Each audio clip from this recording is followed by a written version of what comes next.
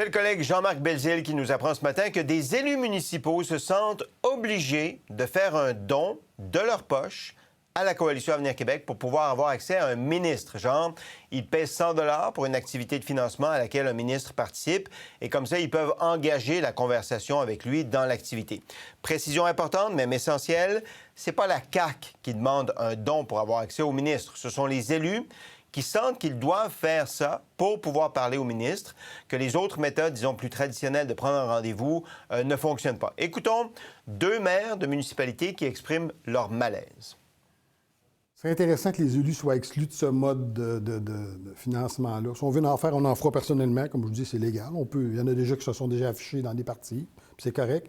Moi, j'aime garder ma neutralité, puis ça démontre comme si j'en avais pas une.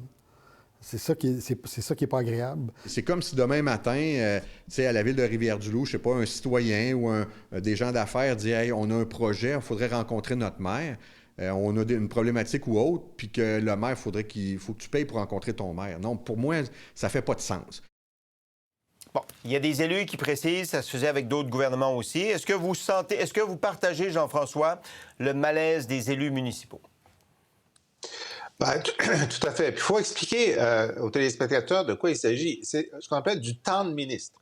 Le ministre a juste 24 heures dans une journée, puis il y en a beaucoup qui passent à l'Assemblée nationale, à son bureau, puis en rencontre.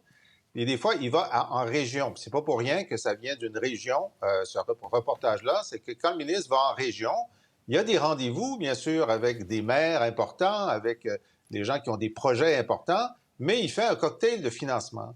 Et tous ceux qui n'ont pas un rendez-vous individuel, même s'ils l'ont demandé, puis ça a été refusé parce que le temps du ministre est limité, ils disent, ben là, au cocktail, je vais pouvoir lui parler pendant quelques minutes. Or, c'est un cocktail partisan, donc pour entrer, il faut payer. Il faut payer le parti.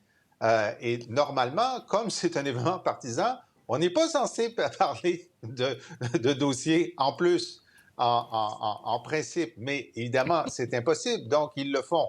Et donc, pour maximiser leur présence auprès d'un ministre, les maires ou des ingénieurs ou qui que ce soit se disent, bon, ben, c'est le prix d'entrée. Alors, évidemment, une des solutions, c'est de dire, ben là, les ministres ne devraient pas faire de cocktail, donc ils devraient être présents ou de faire un cocktail non partisan, mais les partis doivent quand même se financer. Puis les personnes les plus attractives pour se financer, c'est évidemment les ministres. Alors, il y a ici une problématique réelle. Donc, est-ce que la solution qu'un des maires propose, c'est que quand un ministre fait un cocktail de financement, les élus devraient pouvoir entrer gratis?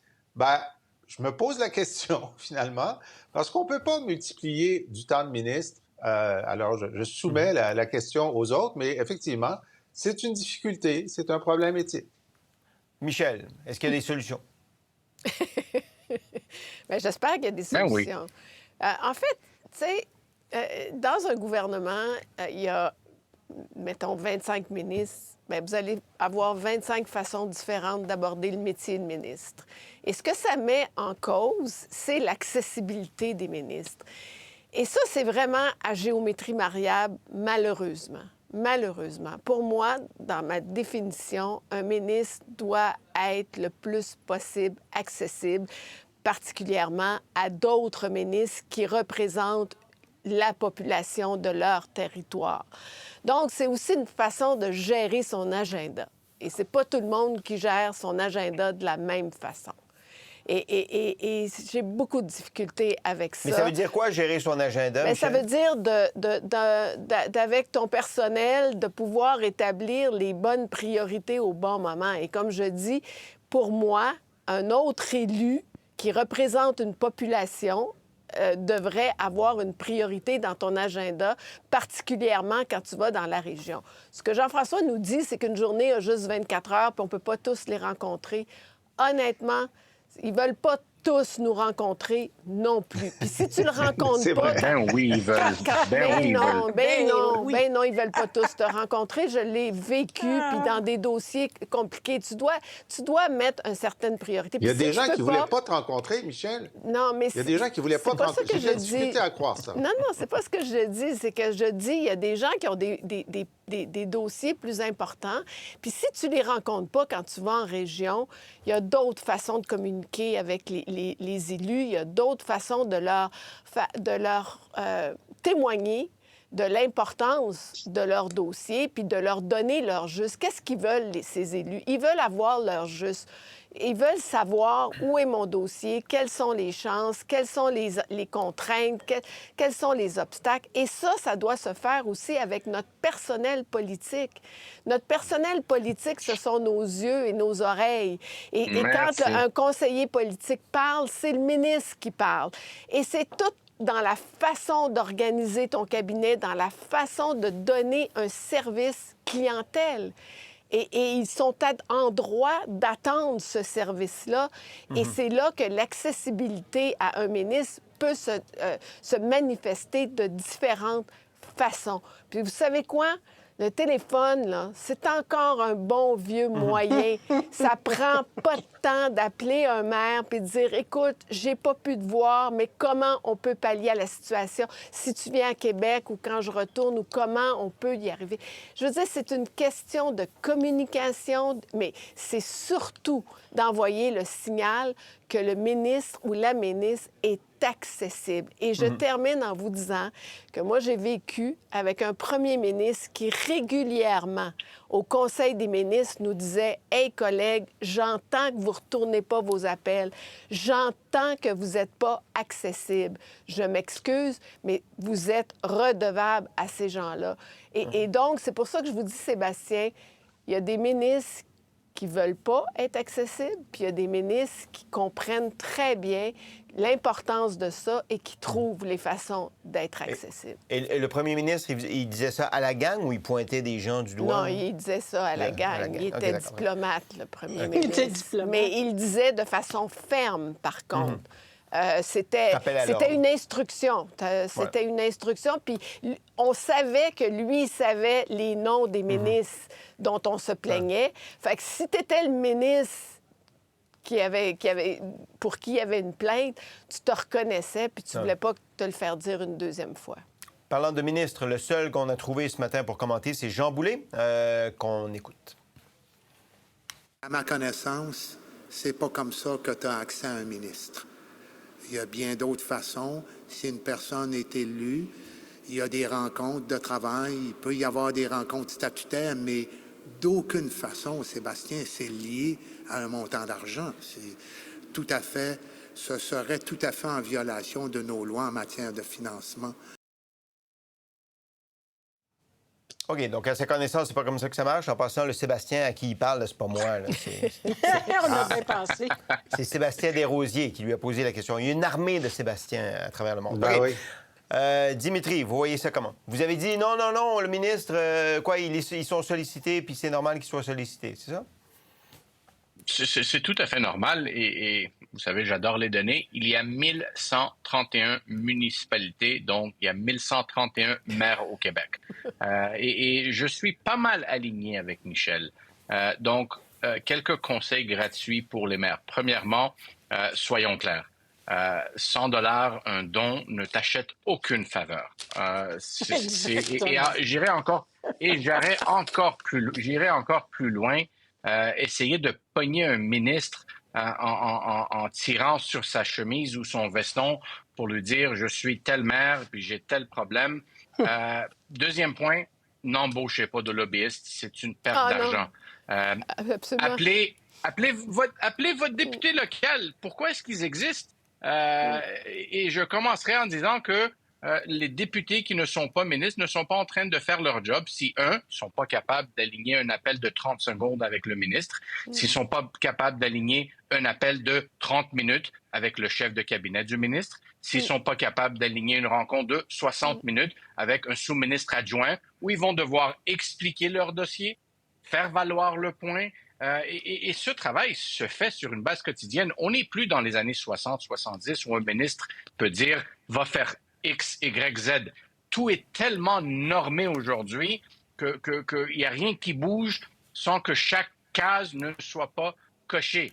Donc, vous pouvez essayer de rentrer par la porte d'en avant, par la cuisine, essayer de le pogner pendant qu'il rentre dans son auto pour quitter.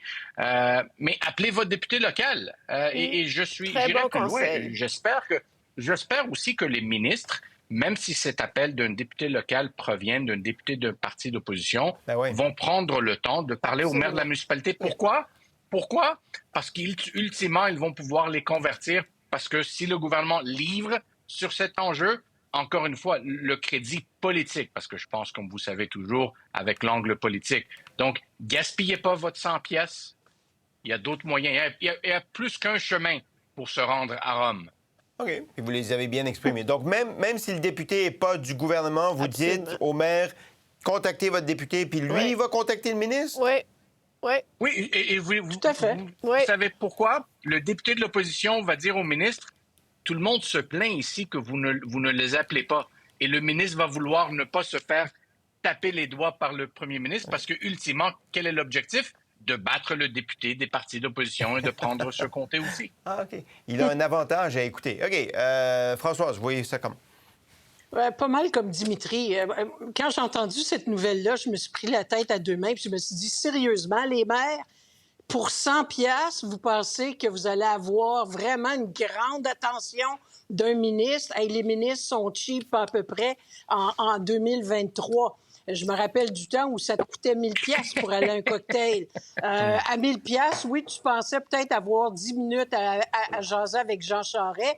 Puis si tu te plaignais que ton député ou le ministre de la place faisait pas sa job, je suis bien contente de savoir qu'après ça, il se retournait de bord au Conseil des ministres pour leur dire « appelle ta gang ». Mais ce qu'on n'a pas entendu à la nouvelle d'aujourd'hui, et c'est ça qui m'aurait dérangé, c'est si quelqu'un avait dit à ces maires-là, si tu veux du temps du ministre, ben tu dois venir à mon cocktail. Il y a personne Là, qui j'ai dit un ça. problème. Là, il faudra voir si c'est effectivement le cas. Là, ça fait un petit peu plus style Ça semble pas trafic d'être le cas. d'influence. Oui, ça Mais semble pas être ça. moi, Mais non, c'est ça comme m'a si... pas Puis, semblé. puis la nuance est importante. Les maires se sentent obligés. C'est Ils sont pas eux-mêmes. obligés Alors, de le faire.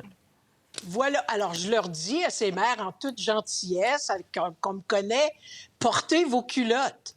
Alors, si le téléphone ne fonctionne pas, si l'appel au député ne fonctionne pas, ça existe encore, les médias, il y en a peut-être moins, mais gênez-vous pas pour dire ce ministre-là fait pas sa job, ignore combien de maires qu'on voit faire des sorties, des fois dire « ma région est ignorée, le ministre ne nous parle jamais ».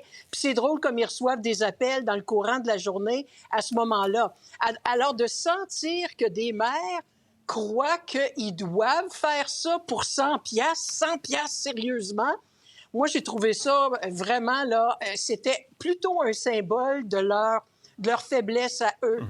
Parce qu'il y a tellement de façons de faire les choses puis d'attirer l'attention. On n'est plus dans ce temps-là où pour 5 000, 10 000, quelqu'un s'achetait pratiquement un ministre. Dieu merci, on a fait le ménage. Puis à 100 piastres par parti. Hey, tu vas pas loin avec ça. Puis si un ministre fait acheter pour 100 piastres, je veux des noms plus sacrants, Ouais. parce Mais que il y a réellement, personne ça qui dit en dit mais- beaucoup. enfin, Mais ça, il n'y Voilà. a personne qui dit ça. C'est ça. Puis les Non, maires disent... mais tant mieux. Alors, Ouais. c'est d'eux-mêmes, Sébastien, qui se sentent obligés de faire ça. En vertu de quel principe? Vraiment, là, ils me déçoivent, moi, aujourd'hui, ces OK. gens-là, avec cette affirmation.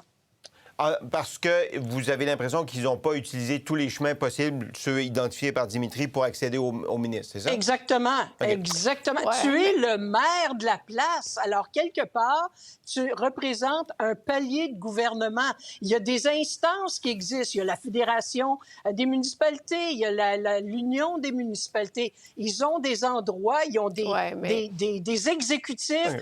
puis ils ont les médias. Les médias, c'est ce que je dis à beaucoup de gens, des fois, qui me disent « Hey, comment je peux faire bouger tel dossier? » Tu peux passer parfois par les réseaux sociaux, les médias. Ça répond Compliquons vite pas dans les ce choses. temps-là.